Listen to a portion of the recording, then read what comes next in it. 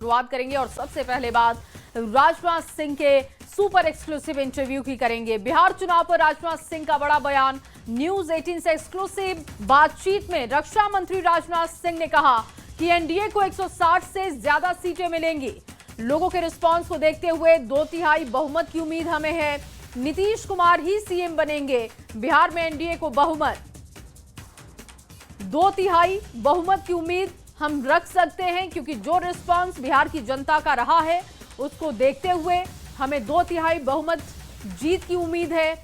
अच्छा रिस्पांस मिला है, लोग मतदान केंद्रों तक पहुंचे हैं। रिकॉर्ड मतदान इस बार बिहार में किया गया। वोटिंग परसेंटेज आप देखें तो ये लगभग 65% है और ऐसे में लोगों का रिस्पांस देखकर हम कह सकते हैं, ये दावा कर सकते हैं कि 2/3 बहुमत मिलेगी।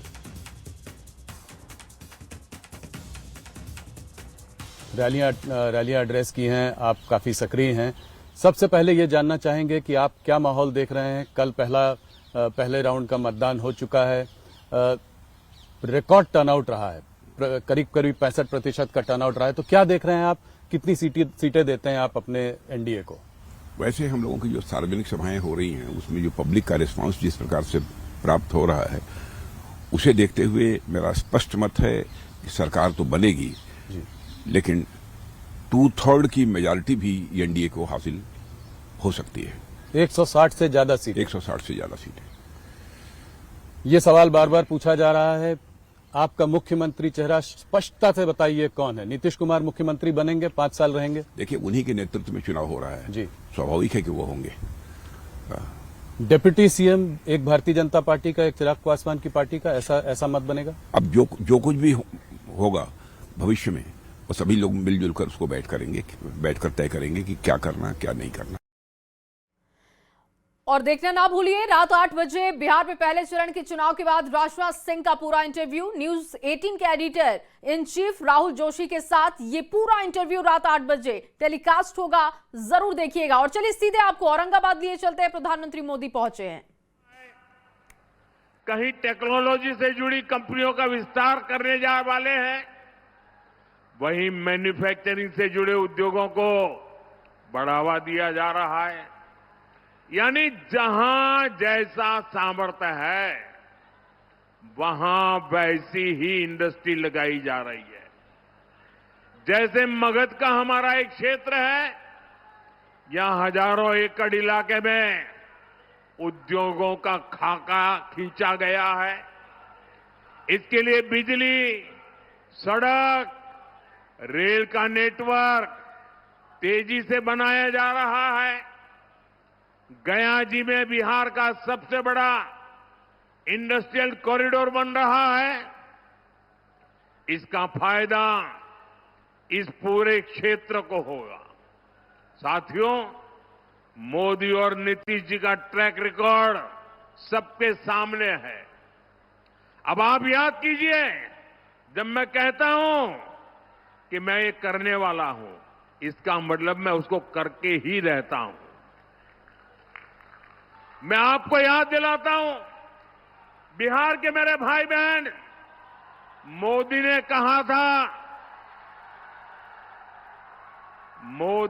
कहा था राम मंदिर बनेगा। आप मुझे बताइए, मंदिर बना के नहीं बना? मंदिर बना के नहीं बना? डंके की चोट पर बना के नहीं बना? 500 साल का अधूरा काम पूरा किया कि नहीं किया? मोदी ने देश को वादा किया था और मैंने कहा था कि आर्टिकल 370 की दीवार गिरेगी। आप मुझे बताइए, 370 हटा के नहीं हटा? 370 हटा के नहीं हटा? और मोदी ने बिहार की इसी धरती से पहलगाम हमले का बदला लेने की बात भी कही थी। और फिर आपने ऑपरेशन सिंदूर में तबाह होते पाकिस्तान को भी देखा है। मैंने बिहार की धरती से कहा था, वो किया कि नहीं किया? साथियों, मोदी ने वन रैंक वन पेंशन हमारे देश की रक्षा करने वाले, हमारे देश के वीर जवानों, हमारे फौजियों को वादा किया था, हम वन रैंक वन पेंशन लागू करेंगे।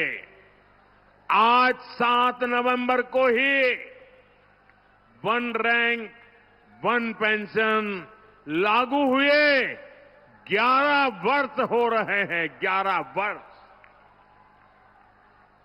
हमारे सैनिक परिवार 4 दशकों से वन रैंक वन पेंशन की मांग कर रहे थे, लेकिन कांग्रेस हर बार उनसे झूठ बोलती रही। कांग्रेस ने 500 करोड़ रुपए दिखाकर कहा था कि लो वो आरोपी लागू हो गया, और उसके बाद भी उसने पूर्व फौजियों से किया वादा कभी नहीं निभाया। आप मुझे बताइए दोस्तों, क्या फौज के जवानों को किया हुआ वादा क्या कोई धोखा कर सकता है? क्या धोखा करना चाहिए क्या? अगर तो ऐसा धोखा करते हैं तो वो कितने निकम्मे लोग हैं, वो आप जानते हैं कि नहीं जानते हैं? मैंने अपने सैनिक भाइयों को one rank one pension OROP लागू करने की गारंटी दी थी। आप मुझे बताइए, ये गारंटी मैंने पूरी की कि नहीं की? ये गारंटी पूरी की या नहीं की? और साथियों, ये ऐसे ही गारंटी पूरी नहीं हुई है। आप जानते हैं, इन 11 सालों में हमारे जो फौजी भाई बहन हैं, जो निवृत्त फौजी भाई बहन हैं, उनके परिवारों को कितना पैसा मिला है? आप अंदाज कर सकते हैं? अब तक वन रैंक वन पेंशन को लागू करने के कारण 1 लाख करोड़ कितना कितना कितना ये आरजेडी वालों को 1 लाख करोड़ कैसे लिखना, एक के पीछे कितने बिंदु लगेंगे, वो उनको इतना भी समझ नहीं आएगा। 1 लाख करोड़ रुपया देश के खजाने से फौजियों के खाते में गए हैं। बताइए, कांग्रेस आरजेडी वाले ये लोग 500 करोड़ का झूठ बोल रहे थे। यही इनकी सच्चाई है, यही इनकी राजनीति झूठ पर ही टिकी हुई है। इसलिए साथियों, जब हम कहते हैं कि बिहार में 1 करोड़ नए रोजगार देंगे, तो देश के बिहार के नौजवानों को हमारी बात पर भरोसा होता है। बीते कुछ सालों में ही बिहार में लाखों भर्तियां हुई है, पूरी ईमानदारी से भर्तियां हुई है। जबकि साथियों, आपके सामने आरजेडी कांग्रेस का ट्रैक रिकॉर्ड भी है। ये वो लोग हैं जो बिहार के युवाओं से नौकरी के बदले जमीन लिखवा लेते हैं। आपको नौकरी चाहिए तो आपका खेत मेरे परिवार के नाम पर कर दो। ये खेल चला, अदालत ने भी माना, और आज ये जमानत पर बैठे हुए हैं। जांच एजेंसियां इनकी जांच कर रही है। ये जंगल राज वाले जमानत पर चल रहे हैं। ये आरजेडी कांग्रेस वाले बिहार के युवाओं को कभी भी नौकरी नहीं दे सकते। साथियों, आप औरंगाबाद के लोग तो नक्सलवाद, माओवादी आतंक से भी पीड़ित रहे हैं। वो दिन भुलाए नहीं भूलते जब अंधेरा होने से पहले ही यहां सड़कों पर सन्नाटा पसर जाता था। यहां आने जाने वाली बसों को सुरक्षित चलने के लिए नक्सलियों को रंगदारी देनी होती थी। स्कूटर मोटरसाइकिल से तो आने जाने की कोई सोच भी नहीं पाता था। इस क्षेत्र की चर्चा देश और दुनिया में नरसंहारों के लिए होती थी। साथियों, जैसे ही जंगल राज की सरकार गई, नीतीश जी के नेतृत्व में आप सुशासन लाए तो नरसंहार की घटनाएं बंद हो गई।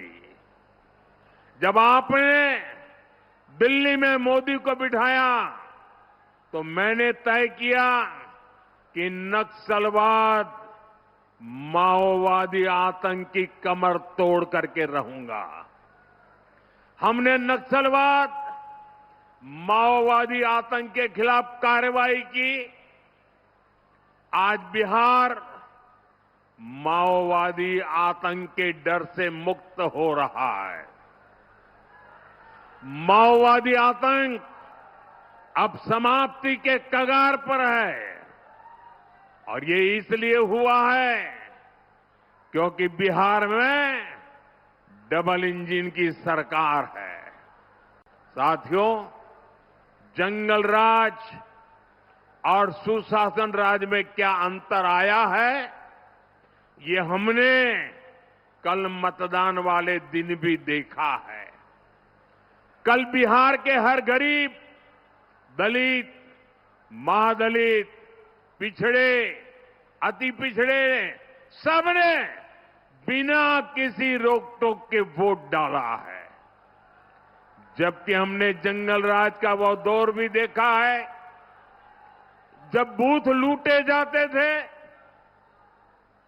मतदान के दिन गोलियां चलती थी, बम फटते थे, खून की नदियां बहाई जाती थी, गरीबों, दलितों, पिछड़ों की आवाज कुचल दी जाती थी।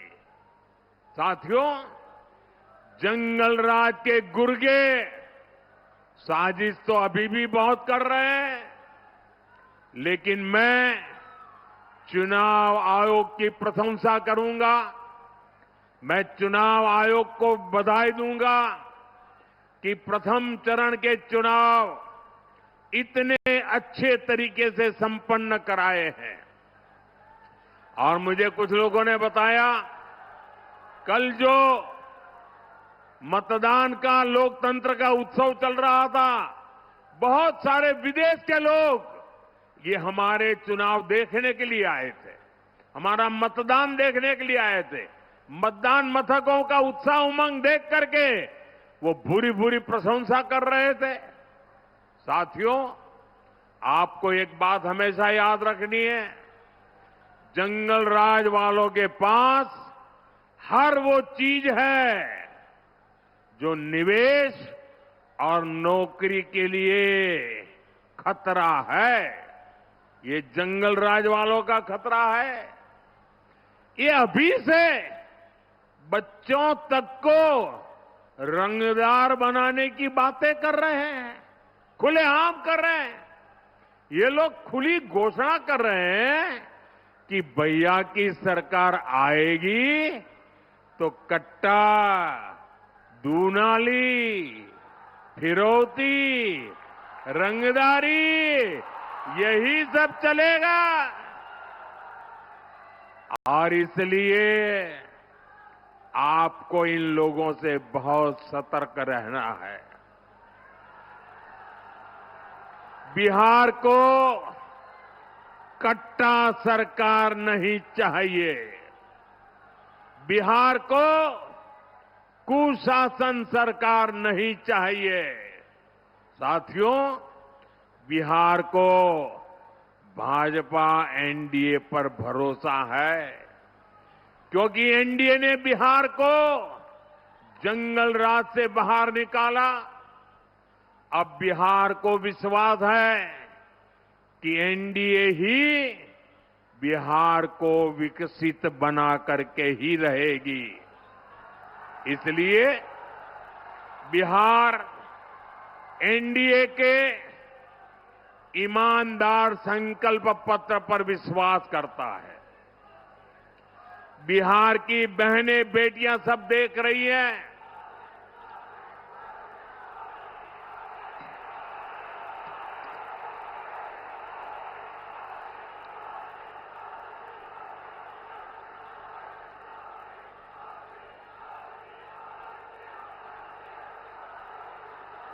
साथियों, ये उमंग और उत्साह, ये पैंडल से भी डबल लोग बाहर है और चारों तरफ जो मैं उत्साह उमंग देख रहा हूं, माताओं बहनों में जो उत्साह देख रहा हूं, मैं बिहार का उज्जवल भविष्य देख रहा हूं।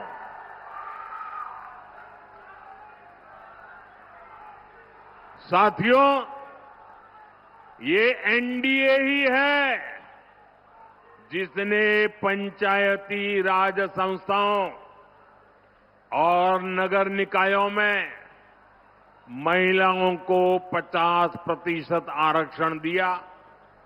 ये एनडीए ही है। एनडीए ने सरकारी नौकरी में भी महिलाओं को 35% आरक्षण दिया। ये एनडीए ही है जिसने विधानसभा और लोकसभा में भी महिलाओं को आरक्षण दिया। और ये एनडीए ही है जो बहनों बेटियों को स्वरोजगार के अवसर दे रहा है। लखपति दीदी का अभियान चल रहा है। साथियों, ये लोग जो संविधान दिखाने वाले लोग हैं ना, उन्होंने सामान्य समाज के गरीबों की कभी याद नहीं आई। ये मोदी है जिसने सामान्य समाज के गरीबों को 10% आरक्षण दे करके उनकी जिंदगी बदलने का काम किया है। हम सिर्फ घोषणाएं नहीं करते, काम करते हैं। जैसे मुख्यमंत्री महिला रोजगार योजना है, बिहार की 1,40,00,000 बहनों के खाते में 10-10 हजार रुपया पहुंच चुके हैं। इस पैसे से किसी ने सिलाई मशीन खरीदी, किसी ने कुछ सामान बेचना शुरू किया। हमने जो कहा वो करके दिखाया। इसलिए बहनों को भरोसा है कि एनडीए ही उनको जीवन के हर कदम पर आगे भी मदद करेगी। साथियों, अभी हमारे सम्राट जी ये लालटेन वालों के झूठ की बात कह रहे थे। मैं आपको 2019 की बात याद दिलाता हूं। 2019 में जनवरी फरवरी महीने में हमने पीएम किसान सम्मान योजना शुरू की और किसानों के खाते में 2-2 हजार रुपये भेजना शुरू किया। तो बिहार, झारखंड, बंगाल ऐसे राज्यों में ये पराजय के कारण भयभीत लोग झूठ फैलाने में लगे। किसानों को जाके कहने लगे, देखिए ये मोदी जी ने जो पैसा भेजा है ना, वो आपको सूद समेत वापस लेने वाला है। डरा रहे थे। और झारखंड में तो एक इलाके में लोगों ने पैसा जमा करने से मना कर दिया। इतना झूठ चलाते थे। आज उस बात को 2019 से आज 2025 आ गया, आज भी किसानों को पैसे देने का काम जारी है, क्योंकि मोदी जो करता है ना, वो काम पूरा करता है। साथियों, मोदी वंचितों को वरीयता देता है, मोदी पिछड़ों को प्राथमिकता देता है। आप देखिए, बिहार में 60 लाख गरीबों को पक्के घर, पक्के आवास मिले हैं। तो 60 लाख ये पक्के घर मेरे गरीब परिवारों को, मेरे दलित परिवारों को, मेरे महादलित परिवारों को, मेरे पिछड़ों परिवारों को, मेरे अति पिछड़ों परिवारों के टोलों में बनाए गए हैं। उनको एक नई जिंदगी देने का काम किया है। घर घर बिजली, नल, शौचालय, मुफ्त गैस कनेक्शन, ये सब कुछ पहुंच रहा है। इसका फायदा भी वंचितों को ही सबसे ज्यादा हुआ है। मुफ्त अनाज हो या मुफ्त इलाज, इससे गरीब का, वंचित का फायदा हो रहा है।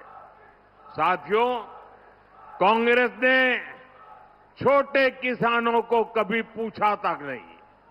ये मोदी है जो छोटे किसानों की चिंता करता है।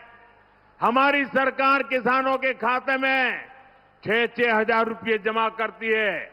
और अब तो बिहार एनडीए ने घोषणा की है, जब फिर से यहां एनडीए की सरकार बनेगी तो 3,000 रुपये बिहार के किसानों को अतिरिक्त दिए जाएंगे। यानी डबल इंजन सरकार बिहार के किसानों को 9,000 रुपये देगी। साथियों, कांग्रेस और आरजेडी ने आप किसानों को बूंद बूंद पानी के लिए तरसाया था। आप याद कीजिए, उत्तर कोयल बांध परियोजना की चर्चा कब से चल रही थी। इस क्षेत्र के किसानों ने तो उम्मीद ही छोड़ दी थी। इस बांध के निर्माण का काम पूरा हो, इसके लिए हमने अतिरिक्त पैसा दिया और अब बांध का काम तेजी से चल रहा है। और मुझे मालूम है, ये सुशील जी जब सांसद के रूप में इस काम को लेकर के दिन रात मेहनत करते थे। साथियों, लालटेन वालों ने खेत को सिंचाई के लिए तरसाया और बिहार को अंधेरे में रखा। हमारी सरकार बिजली कारखाने लगा रही है। कुछ महीने पहले ही मुझे नबीनगर कारखाने के अगले चरण का शिलान्यास करने का अवसर मिला था। इससे आपको बिजली भी मिलेगी और नौजवानों को रोजगार भी मिलेगा। साथियों, कांग्रेस और आरजेडी वाले सत्ता के लिए किसी को भी धोखा दे सकते हैं। औरंगाबाद तो इसका सबसे बड़ा साक्षी है। यहां जो कुटुंबा सीट है, उस पर क्या हुआ, ये पूरे बिहार ने देखा। कांग्रेस के प्रदेश अध्यक्ष तक को आरजेडी ने अपमानित किया। आरजेडी ने कांग्रेस को सिर्फ वही सीटें दी जहां वो 35-40 साल से नहीं जीत पाई है। आरजेडी ने कांग्रेस की कनपट्टी पर कट्टा रखकर मुख्यमंत्री पद की उम्मीदवारी भी चोरी कर ली। आज भी अनेकों सीटों पर आरजेडी कांग्रेस वाले आमने सामने हैं। आप मुझे बताइए, जो अपने साथियों को धोखा दे सकते हैं, वो आपके सगे हो सकते हैं क्या? आपका भला कर सकते हैं क्या? ये वादे पूरे कर सकते हैं क्या? साथियों, कांग्रेस और आरजेडी सिर्फ अपमान की, गाली गलौज की राजनीति करते हैं। आपने देखा, कांग्रेस के शाही परिवार के नामदार ने छठी मैया की पूजा को ड्रामा कहा। ये लोग महाकुंभ को भी फालतू कहते हैं। इन्हें हमारे हर पर्व त्योहार से चीड़ है। ये नामदार हमारी आस्था को ऐसे ही अपमानित करते रहते हैं। मैं जरा मेरी माताओं बहनों को पूछना चाहता हूं, छठी मैया का महापर्व हमारी माताएं बहनें पानी तक नहीं पीती, ऐसी साधना करती है। अब उनको नौटंकी कहना, ड्रामा कहना, वो छठी मैया का अपमान है कि नहीं है? अपमान है कि नहीं है? जिन्होंने इस महान तपस्या का अपमान किया है, उनको सजा मिलनी चाहिए कि नहीं मिलनी चाहिए? इस चुनाव में उनको सजा दोगे कि नहीं दोगे? सारी माताएं बहनें पूरी ताकत से सजा दोगे कि नहीं दोगे? साथियों, याद रखना, 11 नवंबर को अपने एक वोट से इन्हें सजा देनी है। आपका वोट उनको सजा देने की ताकत रखता है। एनडीए की अब तक की सबसे बड़ी विजय इस चुनाव में पक्की है दोस्तों, और इसलिए 14 तारीख के बाद आपको मैं कह रहा हूं, विजय उत्सव की तैयारी कर लीजिए। जनता का मिजाज बताता है और कांग्रेस वालों की बातें भी बताती है कि वो पराजय के कारण अभी से ढूंढने में लग गए हैं। अभी से क्यों हार गए बिहार, इसके लिए क्या क्या कहना, इसकी नेट प्रैक्टिस चालू कर दी है उन्होंने। और इसलिए भाइयों बहनों, विजय की ओर आगे बढ़ना है आपके आशीर्वाद से। मैं सभी हमारे उम्मीदवारों से आग्रह करूंगा कि जरा आगे आइए, थोड़ा 2-2 कदम। आपके इन सभी उम्मीदवारों को आशीर्वाद चाहिए। मेरे साथ बोलिए, भारत माता की वंदे वंदे वंदे।